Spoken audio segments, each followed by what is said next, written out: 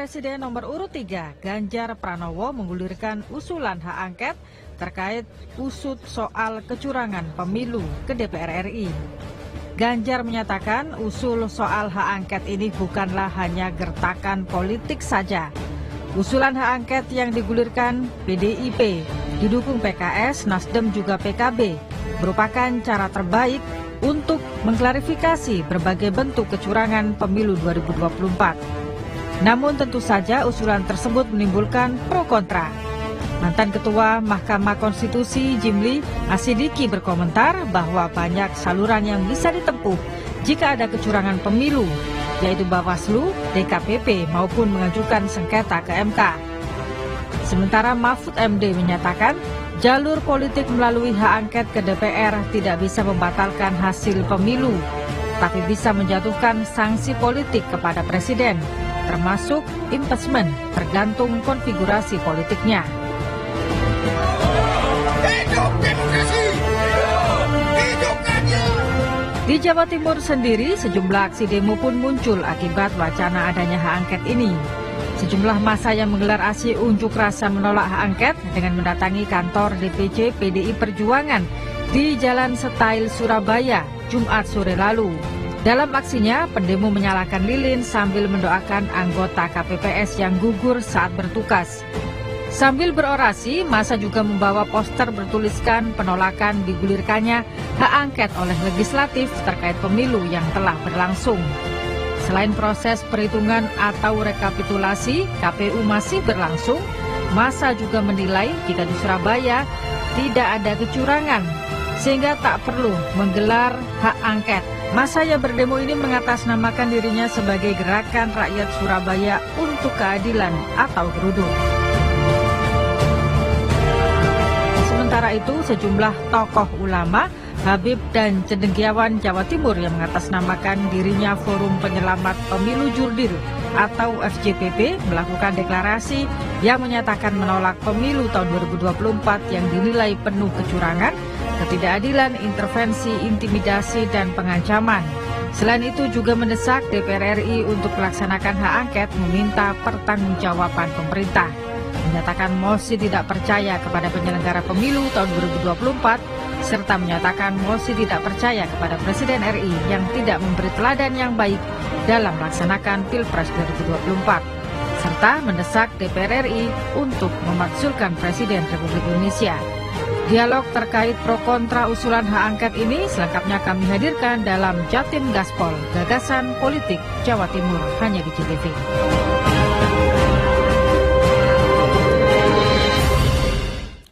Assalamualaikum warahmatullahi wabarakatuh. Pemirsa JTV, berjumpa kembali dalam program Jatim Gaspol. Seperti dalam paparan awal, hari ini kita memberikan perhatian pada carut-marut, katakanlah seperti itu, dugaan kecurangan yang bertaburan di mana-mana sehingga menjadi bahasan di sosial media cukup deras gitu ya.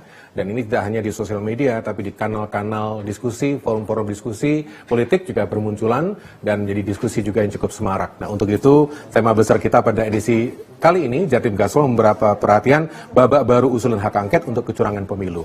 Kita punya kesempatan ngobrol dengan Pak Doni Hasim, Wakil Koordinator Forum Penyelamat Pemilu Jurdil yang sudah sambung dengan kita. Pak Doni, Assalamualaikum. Waalaikumsalam. Terima kasih. Kita juga punya kesempatan ngobrol dengan Sekretaris DPC PDI Perjuangan Kota Surabaya, Pak Baktiono yang juga sudah rawuh. Pak Baktiono, selamat datang di JTV. Ya, terima kasih. Oke. Dan kita juga punya kesempatan ngobrol dengan akademisi, beliau juga seorang pakar tata negara Untak Surabaya, guru saya, Dr. Hufran SMH yang sudah rawuh juga. Pak Hufran, Assalamualaikum. Waalaikumsalam. Selamat malam masing-masing. Saya selalu seger kalau Pak Hufran ini seger. Ya. Alhamdulillah. Nah, untuk awal saya ingin pendapat dari masing-masing, khususnya dari perspektif tata negara itu Pak Hufran. Usulan hak angket ini muncul dari Pak Ganjar, kemudian dibawa ke ranah parlemen gitu ya. Kalau sebagai upaya, katanya Pak Ganjar ingin sebagai upaya klarifikasi terhadap dugaan-dugaan kecurangan atau mungkin juga anomali-anomali selama pelaksanaan pemilu 2024. Membawa hak angket ke arena pemilu ini bagi saya sesuatu yang baru, karena hak angket itu kan mungkin konconya ya hak interpelasi, hak menyatakan pendapat. Ini menurut kacamata tata negara pripun Pak Hufran? Ya, pertama sesungguhnya hak interpelasi, hak angket, hak menyatakan pendapat itu merupakan bagian dari perwujudan fungsi pengawasan DPR. Jadi itu sesuatu yang disediakan oleh konstitusi dalam rangka untuk melakukan check and balances. Sesungguhnya bukan sesuatu hal yang dikhawatirkan, memang dalam suatu demokrasi yang lebih beradab, segala persoalan itu akan lebih baik kalau dibawa ke ruang pengadilan atau dibawa ke ruang politik yang memang disediakan oleh konstitusi. Jadi emosi ya boleh Mas Iman. Ya anomali boleh, tetapi ada sarana yang disediakan hukum dan sarana yang disediakan oleh konstitusi. Salah satunya adalah namanya hak interpelasi. Kalau hak interpelasi itu lebih awal Mas. Jadi meminta keterangan misalkan atas dugaan kecurangan pemilu yang TSM. Tapi kalau itu dianggap tidak puas, perlu melakukan pendalaman, maka diajukan hak angket. Jadi penyelidikan terkait pelaksanaan pemilu barangkali dalam kasus ini dan kebijakan-kebijakan terkait dengan pemilihan umum yang itu berkaitan dengan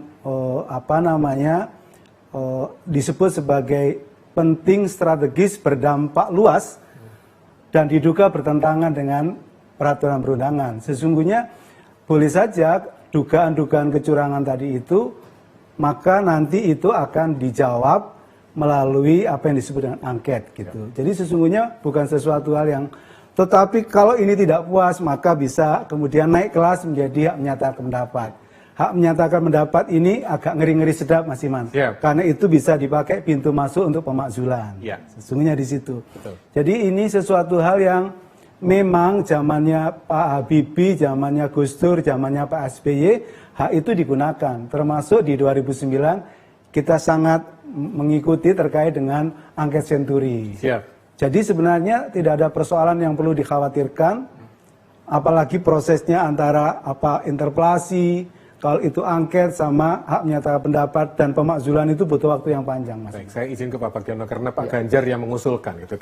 Kita tahu bahwa Pak Ganjar ini merupakan kandidat capres yang diusung PDI Perjuangan. Mungkin ada suara-suara, mungkin juga ada insight dari PDI Perjuangan terhadap situasi dan perkembangan hak angket ini. Monggo Pak Bagiono. Jadi kalau Pak Ganjar mengusulkan itu pasti yes. Kenapa? Karena Pak Ganjar juga ikut membuat peraturan perundang-undangan yang di pusat waktu itu. Jadi dia hafal betul. Dan penyelesaiannya yang paling bagus memang lewat jalur-jalur politik. Karena pemilu ini juga kebijakan-kebijakan politik. Pemilu ini juga perebutan kekuasaan lewat jalur politik. Nah, makanya dalam perspektif saat ini kita tahu semua bagaimana warga masyarakat, akademisi, juga politisi semuanya itu tidak puas. Adanya kebijakan pemerintah yang melakukan pembiaran terhadap keputusan Mahkamah Konstitusi. Apalagi setelah akan dilakukan pencoblosan, pamannya itu kembali lagi dan dikembalikan. Itu yang luar biasa. Makanya kalau masyarakat awam yang menyatakan, bayangkan ini Mahkamah Konstitusi, itu ada pengawasnya. MK sudah memutuskan bahwa sang paman ini dilarang untuk menjadi ketua. Konflik of interest. Dilarang jadi ketua kan, jelas itu. Nggak kok diputuskan lewat pengadilan tata usaha negara itu. Kira-kira gridnya itu kan yang di bawah itu masyarakat awam. Baik, nanti kita coba dalami Pak Bagiono. Kita jeda dulu, nampaknya sudah semakin hangat saja Pak Bagiono. Nanti bagaimana perspektif Pak Doni, kita juga akan dalami dalam program Jatim Gaspol Gagasan Politik di JTV. Berikut ini.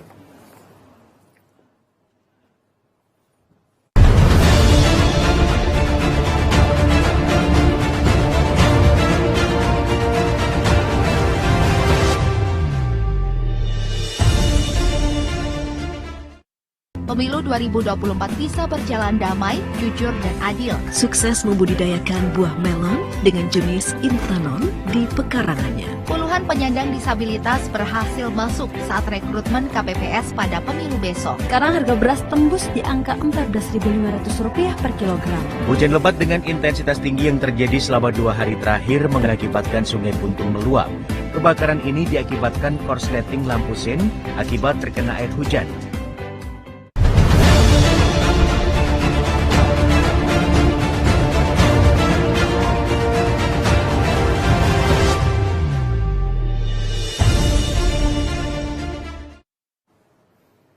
Jatim Gaspol, Gagasan Politik Jawa Timur di JTV. Kita baru ngobrol dengan dua narasumber. Saya juga ingin dengar seperti apa dari aktivis. Beliau juga adalah Wakil Koordinator Forum Penyelamat Pemilu Jurdil. Nah, kalau bicara soal situasi perkembangan Pak Doni, saya yakin Panjenengan dan tim pasti juga memantau dan mengikuti sejak awal sampai dengan sekarang gitu. Evaluasi, katakanlah kalau ada seruan sebagai penggunaan hak angket. Karena menurut catatan saya, hak angket ini digunakan untuk yang hal yang urgent dan punya kepentingan yang massal gitu. Ya, jadi begini, kami dari civil society bahwa kami memang menginginkan sekali keadilan.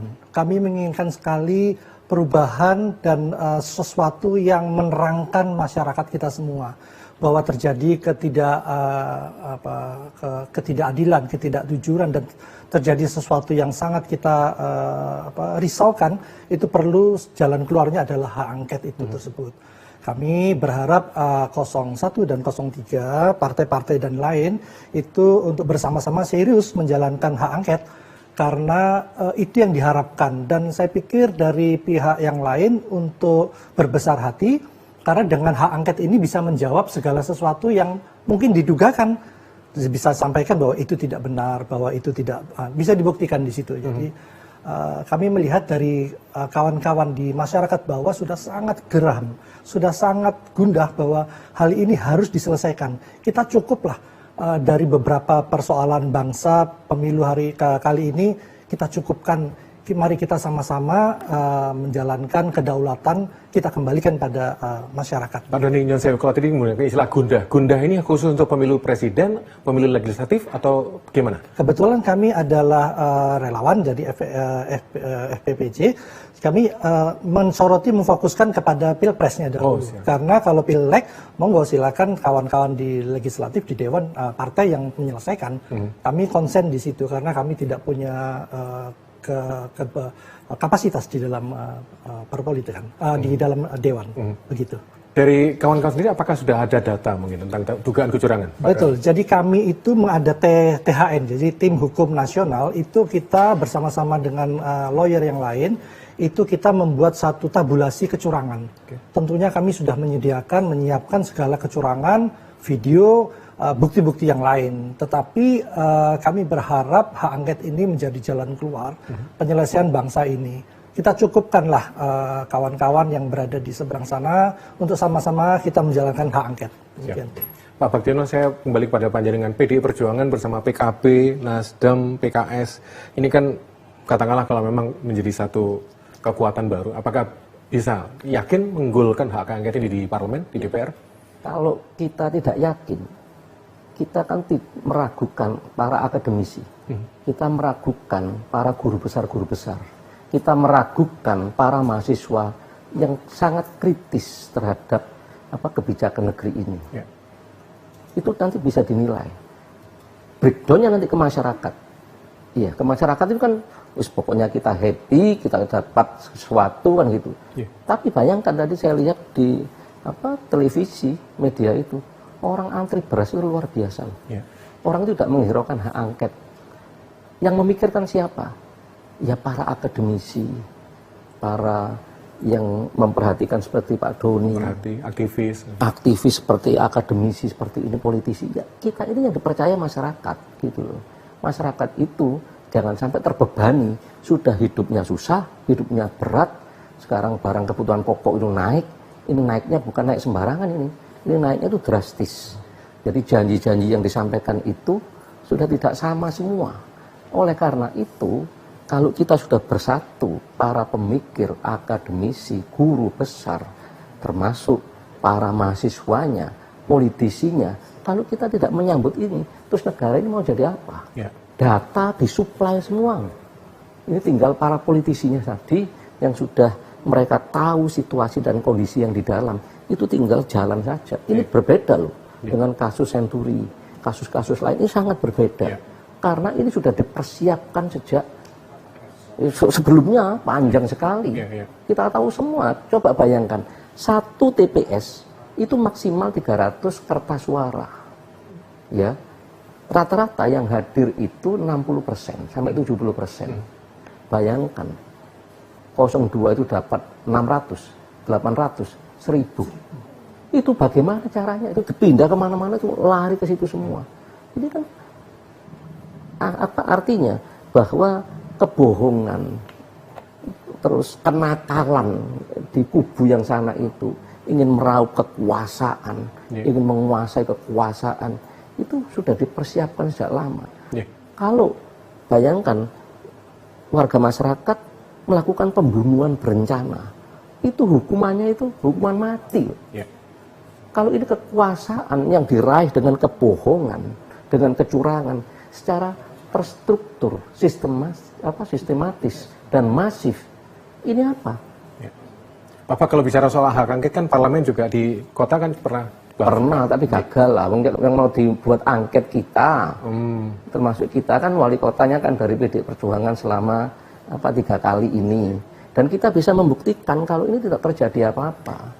Jadi ini bukan permainan, tapi ini permainan di pihak lain. Tapi ini bukan. Ini warga masyarakat, netizen semuanya, para guru besar, akademisi, mahasiswa, para pemikir semua itu sudah tahu kalau ini memang ya harus diselesaikan lewat situ, tidak lewat MK. Kalau lewat MK yang umpamanya sudah dipersiapkan. Gitu. Kalau saya lihat bahasa tubuhnya Pak Gufron sudah pengen yang nanggapin, tapi Pak Gufron menurut saya Pak Mahfud dan Pak Ganjar nampaknya berbeda gitu ya. Meskipun memang sama-sama tidak mau menunjukkan perbedaan itu secara frontal gitu. Tapi yang jelas Pak Mahfud menyatakan hak angket ya monggo-monggo saja gitu, atau Pak Ganjar menyatakan itu. Tapi apakah bisa hak angket ini bisa membatalkan atau sekaligus mungkin pemazulan tadi Pak Gufron? Ya, kalau membatalkan perolehan hasil pemilu tidak. Tetapi kalau menurut saya bahwa hak angket ini perlu dalam rangka untuk agar persoalan dugaan kecurigaan tadi itu berkaitan dengan kecurangan yang dianggap dimulai dari putusan Mahkamah Konstitusi 90 dilanjutkan dengan KPU yang kemudian diputus oleh DKPP dianggap melanggar etik, yang kemudian berbagai kecurangan lain misalnya personifikasi bansos, kemudian dugaan sirekap umpama gitu, termasuk penggelembungan suara dan seterusnya itu bisa saja memang itu adalah itu dikonfirmasi kebenaran dan jawaban itu melalui hak angket. Tetapi betul bahwa hak angket itu tidak bisa merubah putusan perolehan suara pemilu yang itu memang lewat lewat MK. Tetapi MK juga tidak berarti bahwa dia bisa menyelesaikan semua persoalan gitu. Karena tentu MK memiliki keterbatasan. Misalkan setelah 20 Maret pihak-pihak yang merasa dirugikan paslon ini dikasih kesempatan hanya 3 hari Mas Iman. Maka perlu persiapan yang sungguh-sungguh matang sejak saat ini untuk bisa mengajukan permohonan perselisihan perolehan hasil pemilu, yang kemudian dari situ dikasih kesempatan adalah 14 hari.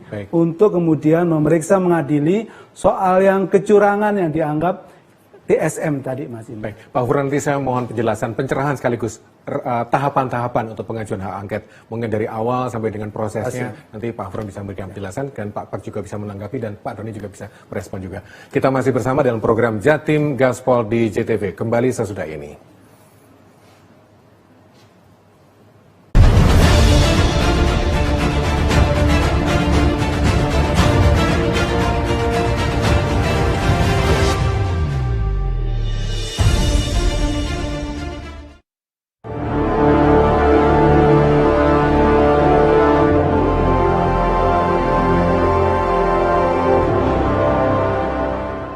Cindy.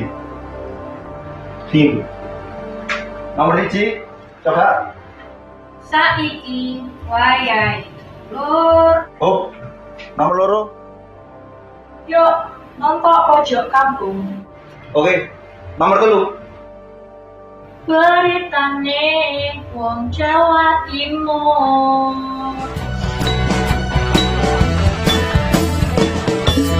Pojok kampung ngomong beritane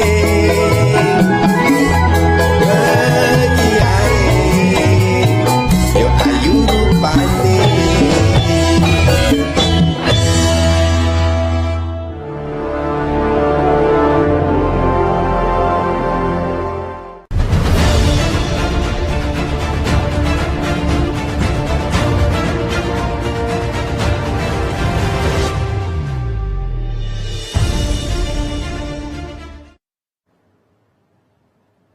Jatim Gaspol JTV masih bersama Pak Jenengan Stoyo. Saya sebelum ke Pak Dandi dan juga Pak Bak, saya mundur sebentar tahapan hak angket Pak.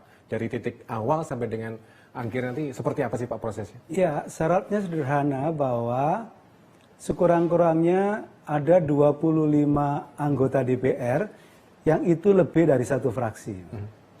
Jadi kalau sekarang menurut saya usulan untuk mengajukan angket itu sangat mungkin. Yang kedua, setelah itu di sidang paripurna disetujui kurang lebih 50% per satu.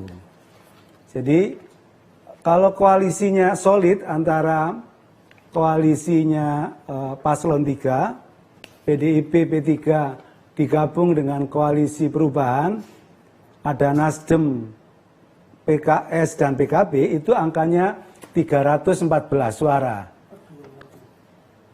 314 suara, tapi hitungan saya ya Pak ya, 314 suara, tadi saya hitung sebelum berangkat. Yang itu berarti 55%. Pak. Ya.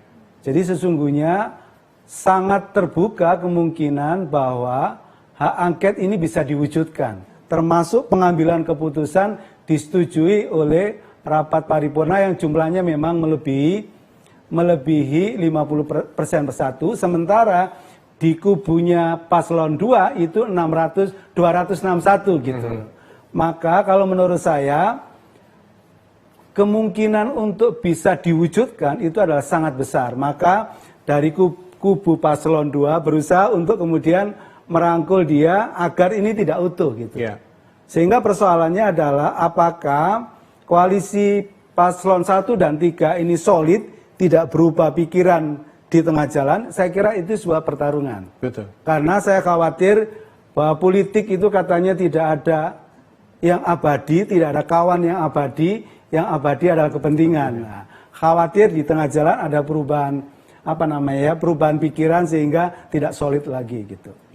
Pak Bak Nyon Sewu, katakanlah kalau dilihat dari internal sendiri, seperti apa komunikasi yang dibangun untuk menciptakan soliditas tadi yang diharapkan sebagai sebuah syarat mendasar untuk maju ke hak angket? Kalau PDI Perjuangan solid pasti. Yang lainnya kami masih ragu-ragu.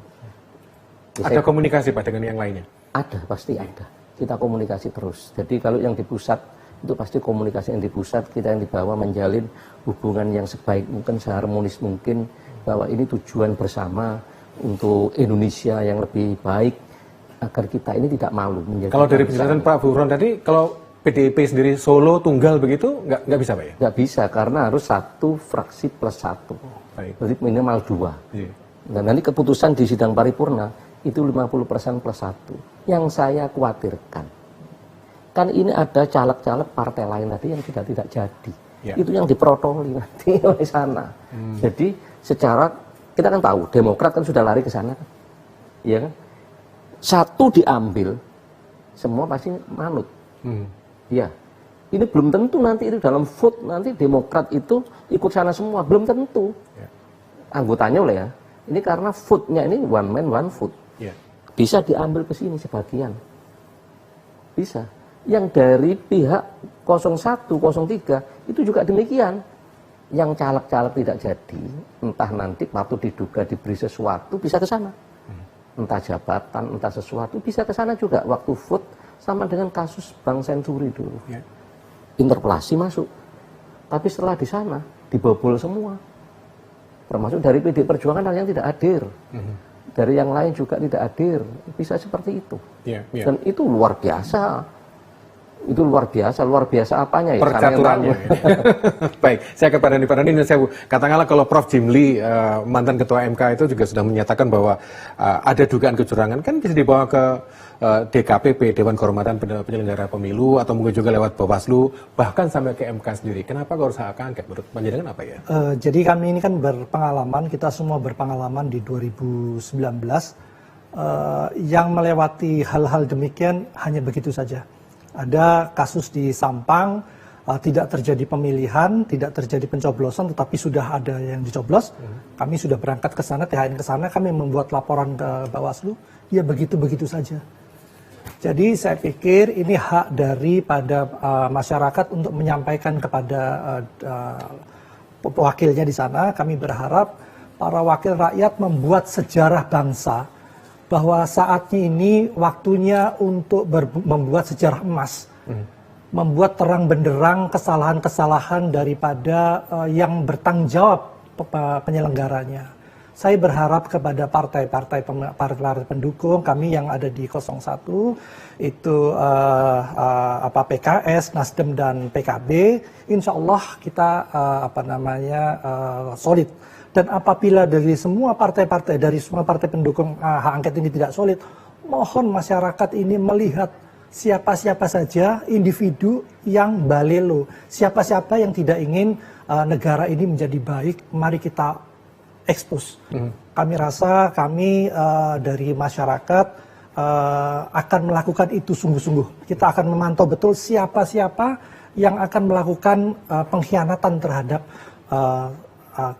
kedaulatan rakyat ini. Dan ini apakah ini juga termasuk kekhawatiran Pak Bag tadi bahwa ada nanti yang diprotoli, nanti yang juga beralih sikapnya dan memang, apakah seperti itu? Memang demikian, tetapi kami mohon kali ini pergunakanlah akal sehat, hati nurani untuk membuat sejarah yang baik bagi bangsa ini.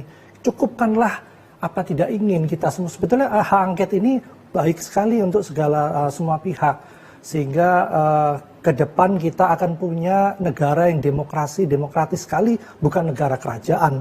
Jadi bukan negara nepotisme dan lain. Cukupkanlah, karena saya mengetuk hati para dewan untuk segala konsisten kita mengajukan hak angket. Karena di daerah-daerah hari ini anggota kami di Sidoarjo telah melakukan deklarasi hal yang sama, dan itu akan terjadi di semua Jawa Timur. Kami pastikan.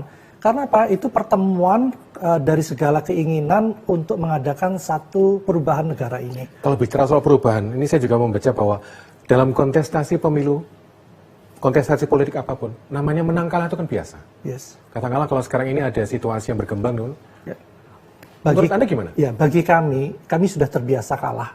Kami terbiasa oposisi. Tahun kemarin kami di 2019 kami juga kalah, dan itu biasa-biasa saja. Kali ini kalau kita kalah dengan cara-cara yang fair, cara-cara yang jujur, kami terima dengan baik. Tetapi kan ini bukan persoalan menang kalah, tetapi kami melakukan ikhtiar agar bangsa ini menjadi lebih baik. Kami masyarakat ini sudah cukup capek melihat carut-marut keadaan yang sangat memalukan, keadaan yang sangat merugikan semua pihak. Ke depan akan seperti apa, bansos dan aduh, kita sudah capek dah. Maka dari itu kali ini kami tidak akan diam. Kali ini masyarakat akan mempertanyakan, dan kali ini kami akan berbuat sesuatu tentunya untuk bangsa ini. Pak Hufron, kalangan akademisi pasti terus memantau dan mengikuti perkembangan yang ada gitu. Mungkin ada update terbaru dari perspektif Pak Hufron dari kacamata akademisi dan mungkin kampus. Iya, update terbarunya adalah Pak Jokowi tidak hanya cawe-cawe soal pencalonan capres-cawapres, tapi ternyata juga mulai ada informasi cawe-cawe untuk menyusun kabinet. Bahkan informasi yang barusan saja saya peroleh bahwa Golkar membuka tangan terbuka Pak Jokowi untuk masuk di Partai Golkar. Kan ini sesuatu update yang luar biasa menurut saya. Maka ini juga bagian menurut saya bergaining dari proses dinamika kaitannya dengan hak angket. Nanti kalau saya juga mengulang pertanyaan pada Pak Doni tadi soal menang kalah ini, menurut Pak Hufron bedanya apa? Ya, dulu? sebenarnya kita jeda dulu. Oh, siap. Kita jeda dulu aja. Pemirsa, kita semakin hot saja, semakin hangat gitu ya, diskusinya semakin seru di program Jatim Gaspol kembali sesudah informasi berikut ini.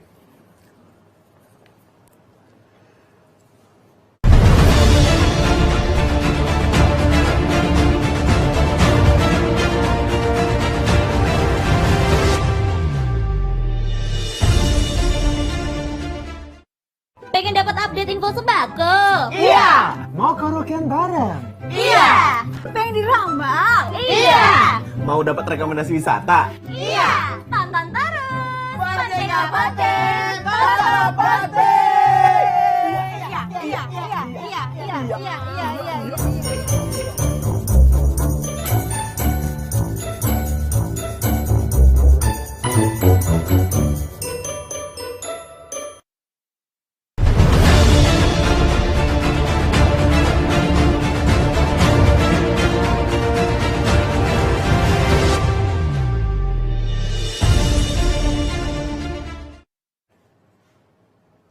Jatim Gaspol JTV masih bersama Panjenengan Setia. Terima kasih untuk pemirsa JTV yang sudah mengakses nomor WA kita. Ada Ibu Rosi di Gresik, termasuk Pak Yunus dari Malang, dan Mas Arief di Malang. Nanti akan saya bacakan satu persatu kepada narasumber gitu. Saya juga penasaran, Pak Ufron, menang kalah itu kan umum tuh Pak ya. Tapi bedanya dengan yang kemarin-kemarin, itu kalau dibilang edukasi politik kita, kok kayaknya rapot merah terus Pak Ufron. Pripun Pak? Ya, soal menang kalah dalam pemilu hal yang biasa. Tapi proses pemilu saya menyebut yang jujur, adil, bermartabat, berintegritas itu adalah semua harapan, Mas. Dalam satu negara yang demokratis gitu. Jadi kalah dengan terhormat, dengan fair tentu tidak masalah. Tapi kalah dengan dilakukan pencurangan, tidak saja barangkali dugaannya oleh pemilu dan yang kemudian itu ditopang dengan kekuasaan, itu sebuah persoalan, Mas. Karena apa? Karena sesungguhnya nanti ketika proses pemilu itu adalah tidak berintegritas, baik dari proses-prosesnya, dari aktor-aktor penyelenggara pemilu, hasilnya juga tidak berintegritas. Maka dari proses yang tidak berintegritas, maka akan menimbulkan apa yang disebut sebagai legitimasinya itu akan dipertanyakan, Mas Iman. Jadi butuh pemilu yang memiliki legalitas dengan harapan pemegang kekuasaan nanti itu adalah legitimate. Karena sekali lagi, sekali masyarakat rakyat tidak percaya kepada presiden, kepada DPR, kepada KPU, kepada Bawaslu, DKPP, selesai Mas Iman. Itu pendapat Pak Jokowi pada rapat paripurna di tahun 2017 dengan Dewan Perwakilan Indonesia mengatakan bahwa sesungguhnya yang paling penting dalam pembangunan ini adalah kepercayaan. Maka harus dijaga kepercayaan itu. Maka dalam konteks ini kita adalah mengutip apa yang disampaikan Pak Jokowi, sesungguhnya sepanjang bahwa ini semuanya berintegritas, tentu ada kepercayaan dan apa yang disebut legitimate. Ini menarik karena ada Bu Rosi dari Gresik yang juga nampaknya memberikan perhatian soal ini. Hak angket ini apa tidak membahayakan pemerintahan? Bisa ditunggangi pihak-pihak tertentu untuk memasukkan presiden? Apa nggak lebih membahayakan negara? Mungkin Pak Pak bisa memberikan tanggapan tentang ini. Ya, jadi kalau prosesnya tadi konstitusional, warga masyarakat tidak perlu khawatir. Yang kami khawatirkan itu inkonstitusional.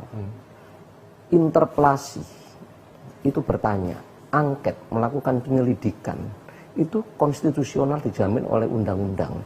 Oleh karena itu warga masyarakat perlu dan butuh diberikan pendidikan politik agar mereka tidak dipermainkan oleh politisi kekuasaan tadi. Maka dari itu tidak perlu khawatir ya warga masyarakat, karena semua warga masyarakat, akademisi yang peduli, termasuk politisi tadi, itu peduli terhadap bangsa dan negara ini. Oleh karena itu, maka kalau UNTAK sudah memulai, di situ ada spanduk besar sebelum dimulai adanya pemilihan umum. Waktu UNTAK kan demo besar-besaran waktu itu. Itu ada spanduk besar, sidang istimewa. Itu jeli, UNTAK itu jeli. Dan timnya Pak Gufron sudah menggodok luar biasa itu, sudah memberi masukan. Ya tinggal selangkah lagi. Itu waktu sama dengan zamannya Orde Baru. Pak Harto kan juga gitu, kekuasaannya seperti apa Pak Harto semacam itu. Dan akhirnya juga Pak Harto menyadari bahwa kekuasaan itu memang ada batasnya. Sudah waktunya dia untuk stop. Ada catatan yang berkembang di sosial media tentang seruan-seruan menyelenggarakan hak angket. Satu di antaranya tadi seperti kata Pak Gufron, pemakzulan, impeachment pada Pak Jokowi gitu. Artinya apakah Pak Prabowo tetap dimenangkan atau mungkin juga di setelah Pak Jokowi bisa saja nanti 03, 02 seperti itu karena tidak legitimate.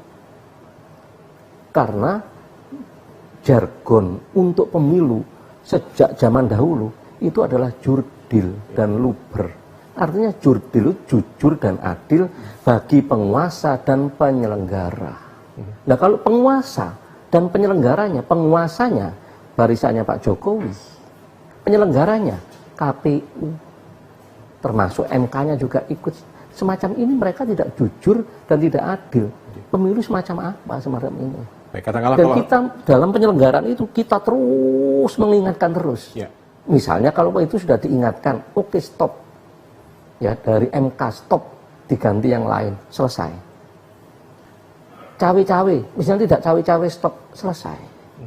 Tapi ini kan diperingatkan oleh seluruhnya, oleh warga masyarakat, ya netizen luar biasa, termasuk akademisi, ya masih tetap semacam ini. Maka Pak Ganjar Pranowo itu jangan dibuat remeh, karena dia itu tahu seluk dan beluknya yang ada di pemerintahan maupun di DPR, karena dia juga mantan anggota DPR di sana. Siap, izin saya juga menyapa beberapa netizen, termasuk pemirsa JTV yang juga bergabung lewat WA kita. Jadi sebelum saya kembali ke Mas Doni, akademisi resah berarti negara sedang tidak baik-baik saja. Pak Arief Malang, terima kasih. Mudah-mudahan Pak Arief juga merupakan satu di antara akademisi yang resah. Karena kalau orang resah itu berarti mikir kan ya. Terima kasih. Ini hak angket targetnya pemakzulan. Tadi sudah dijawab oleh Pak Bagiono. Bu Wiwit Blitar, terima kasih. Lalu PSU ulang, tetap menang Prabowo. Kenapa harus ada hak angket? Masyarakat pilih Prabowo ternyata. Burani Surabaya, Burani, terima kasih. Seperti tadi nampaknya kalau Burani menyimak apa yang dijelaskan Pak Bagiono juga sudah mendapatkan jawabannya. Kira-kira PKB dan PKS mau nggak mengajukan hak angket? Nah ini gimana Pak? Kalau PDIP solid dan komitmen, mungkin komunikasi tadi gimana Pak? Ya, pasti komunikasi, tinggal pimpinan partai politik tadi. Siapa misalnya ya ini, saya tidak gurui partai politik lainnya. Siapa nanti yang menentang? Artinya menentang, misalnya tidak hadir ya dalam pengambilan keputusan, ya dipecat lah. Ini kan makanya ada juga nilai positifnya diselenggarakan pemilu Februari, mereka masa baktinya masih ada bulan berapa itu? Oktober. Ini kan lumayan nih pendapatannya. Iya betul-betul. Iya kan? Pak Doni, gimana Pak Doni terhadap seruan dan mungkin juga kegelisahan yang muncul di kalangan masyarakat? Ini kan sampai muncul di WA macam-macam nih. Kalau saya baca semua serem ini, merinding saya. Monggo, Pak Dan. Jadi memang betul saya minta untuk untuk khususnya untuk yang di 01 kami sudah berkomunikasi. Jadi memang untuk PKB, PKS dan Nasdem, insya Allah kita akan majukan hak angket. Kami sudah konfirmasi itu benar. Kita akan siap. Nah, langkah kita yaitu tadi alangkah baiknya para legislatif dewan yang ada di sana betul-betul melakukan amanahnya. Jangan sampai ini menjadi satu kemarahan, karena kita masyarakat ini akan bila terjadi satu perpindahan kepemimpinan, kami ini akan kembali untuk masyarakat mengajar lagi, yang ini melakukan pekerjaan, dan partai politik lah yang menikmati, yang menikmati kue itu. Gitu. Kalau bicara soal komunikasi, kemarin setahu saya, singkat saya, kita juga saksikan bersama-sama Pak Surya Paloh ke istana. Ya, makan malam bersama. Saya sudah mengkonfirmasi betul itu kepada di ring nolnya bahwa Pak Jokowi yang mengundang. Jadi kita juga sangat merisaukan di awal. Ternyata Pak Jokowi yang mengundang. Jadi kami pikir ini adalah suatu gimmick-gimmick yang seharusnya tidak perlu.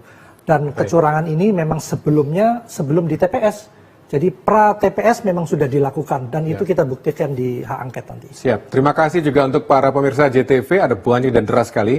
Dari Pak Bismar di Sulawesi Selatan. Selamat malam untuk Pak Bismar di Sulawesi Selatan. Dengan selisih waktu pasti lebih larut.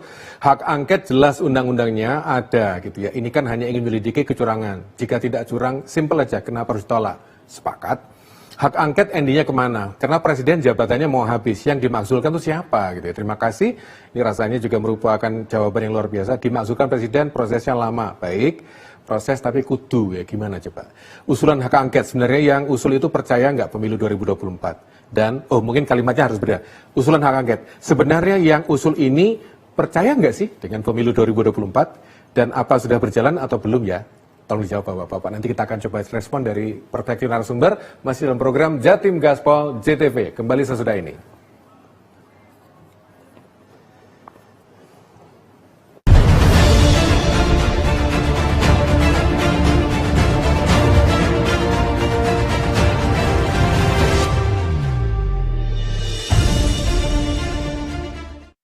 Selamat malam pemirsa, Pojok Pintu kembali hadir menyapa Anda. Orasi menyerukan kemerdekaan untuk rakyat Palestina. Balita berusia 3 tahun ini dilaporkan hilang dan hingga malam masih belum ditemukan. Dalam sekejap, api meludeskan gudang spring bed milik Mr. Tinglik. Tempat wisata ini masih asri dan jauh dari hiruk-pikuk perkotaan. Penutupan dilakukan untuk proses finishing jalan. Ayam serama atau ayam sombong memiliki tubuh mungil dengan postur dada membusung.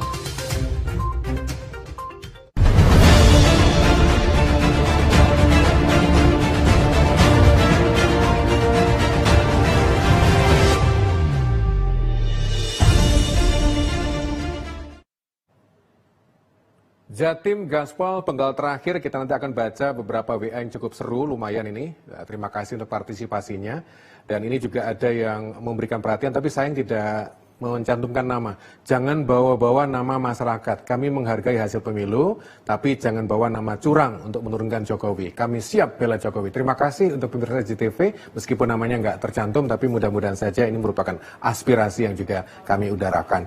Baik, saya ke hal yang unik, ini debat intelektual akan dikalahkan oleh kekuatan logistik. Wah, bagi-bagi nasi bungkus dan segala macamnya. Pak Don, ini kan fenomena yang juga cukup unik. Kadang-kadang praktek-praktek penggembosan ada gitu. Kira-kira bertahan, konsisten? Saya berharap sih kalau masih punya nurani, ini untuk Dewan ya. Ya harusnya kami akan memantau. Kami betul-betul akan memantau siapa-siapa yang akan berkhianat, siapa-siapa yang akan loncat pagar.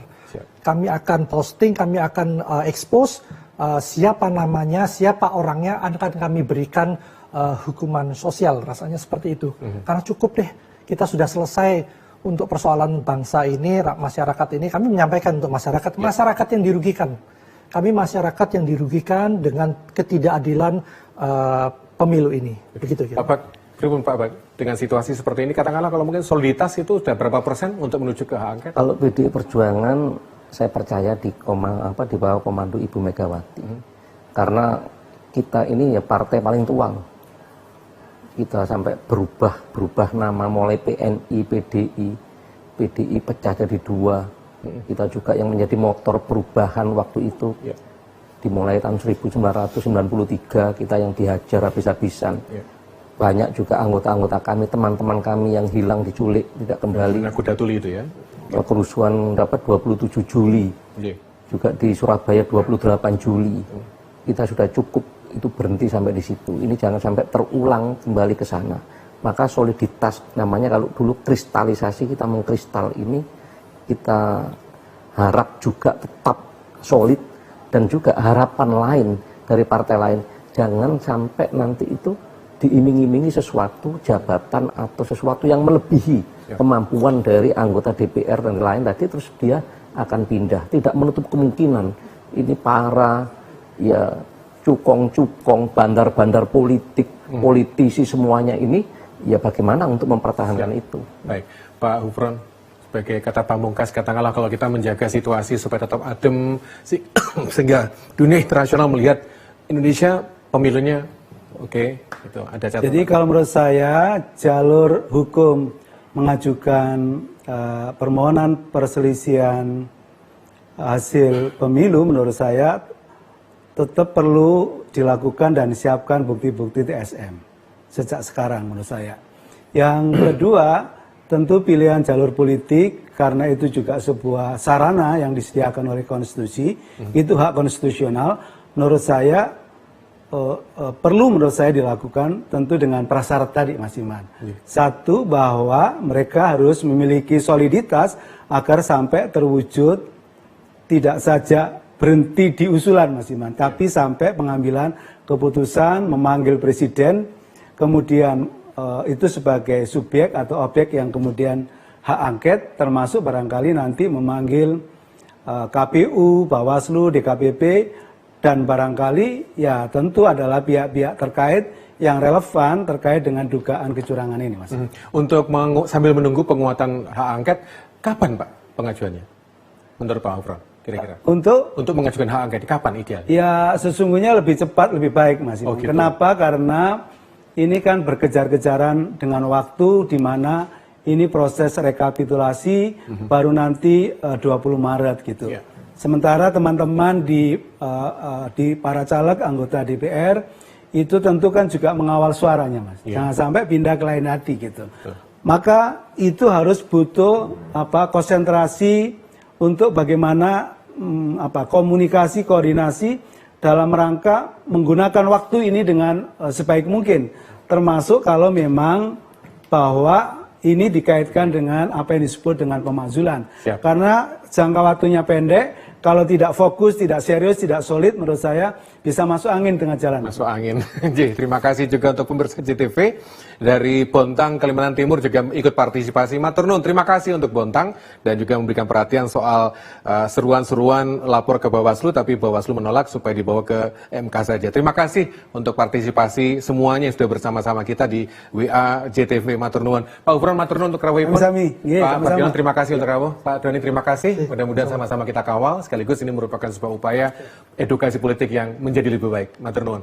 Pemirsa JTV, terima kasih untuk partisipasi Anda semuanya, baik yang menonton maupun yang berkirim WA. Terima kasih. Mudah-mudahan saja kita komitmen untuk menjaga pemilu 2024 sebagai sebuah pemilu yang betul-betul jujur dan adil, dan hasilnya betul-betul penuh dengan legitimasi yang diakui oleh dunia dan juga masyarakat Indonesia khususnya. Saya Iman Diwertanto. Wassalamualaikum warahmatullahi wabarakatuh.